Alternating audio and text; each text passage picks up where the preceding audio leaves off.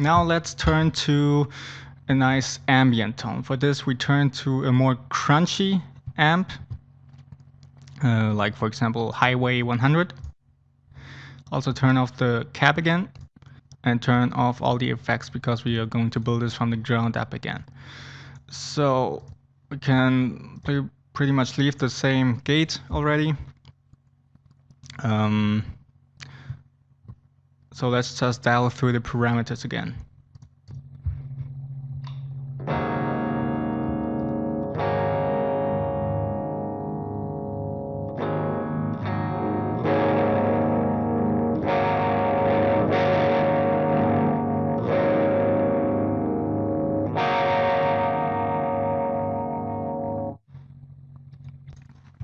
Now you may notice the treble and the presence knob don't really do much. The presence doesn't seem to do anything, so it doesn't matter where you keep it. Maybe crank up the volume a bit. The drive, yeah, we can leave it at that. I like to apply the same stomp box as in my rhythm tone. Boost plus EQ, crank up the middles and the trebles. Also compression, we can pretty much use the same setup. But EQ, we are going to change something. We're going to take out the high cut. We're going to take out the mid cut. The low cut we can leave, and we are going to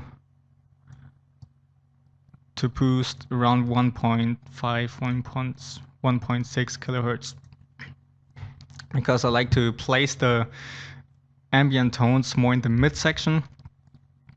So this helps it a great deal. Now we are going to apply a modulation effect for some sparkle. And you can pick either one, whatever you like. I like to use some stereo chorus effect, like stereo square chorus.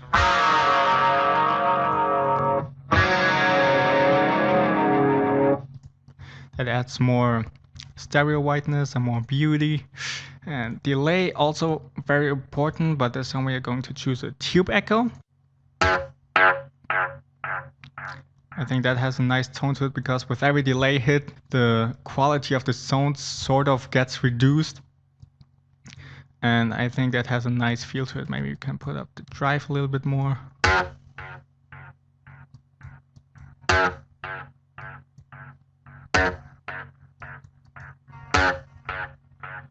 Yeah, and again apply reverb.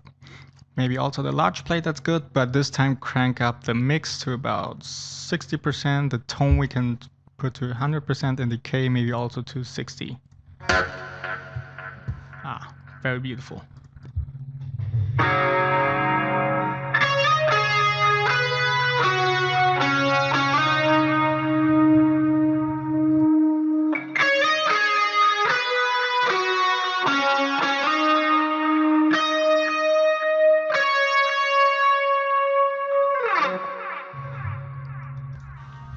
So if you feel there's not enough delay in it, that you can put that higher to about 50%,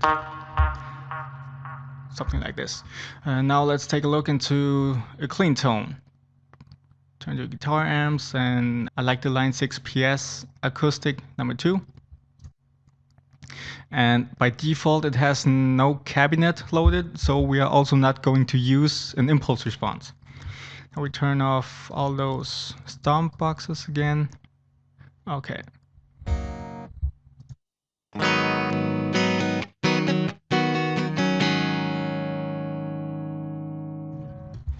I can already tell you we need to apply some more drive, lower the volume because later it's going to be pumped up again with the modulation effect. Turn down the bass, a bit more highs, treble and presence you can crank up all the way.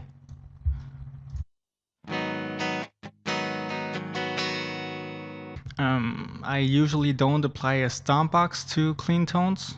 That would just, it could add some nice crunchiness, but also adds the danger of it being distorted at some point if you pick too hard.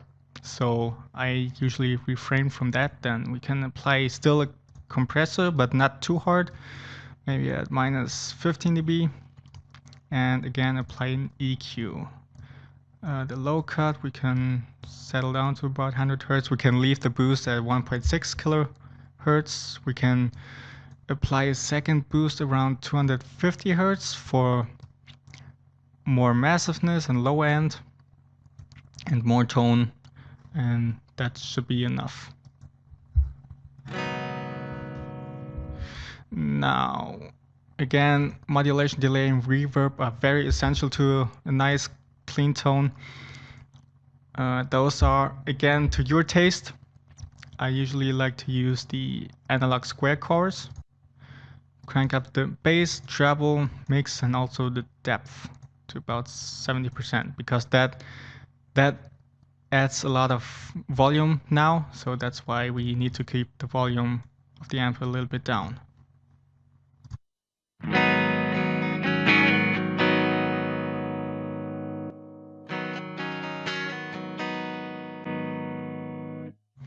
Okay, now delay and reverb, I usually like to use the same settings as on my ambient tones.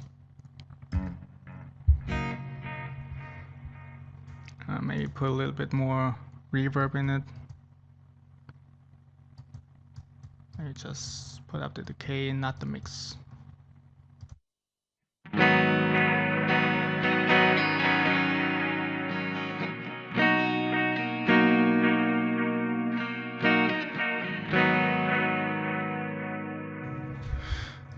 Perhaps we can also apply the high boost to 4 kilohertz. Maybe that adds a little bit more sparkle.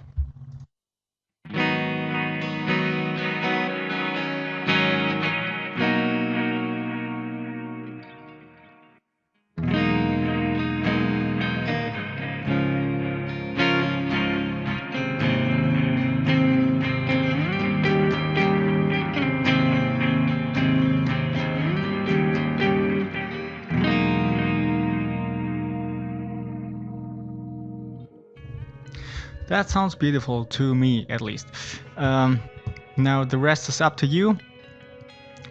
Try out some different amps and tweak around a lot until you find something decent that you like. Now I've only showed you my approach to it, and I hope you learned something from that. And stay tuned for part 4.2 when I talk to you about a decent bass tone.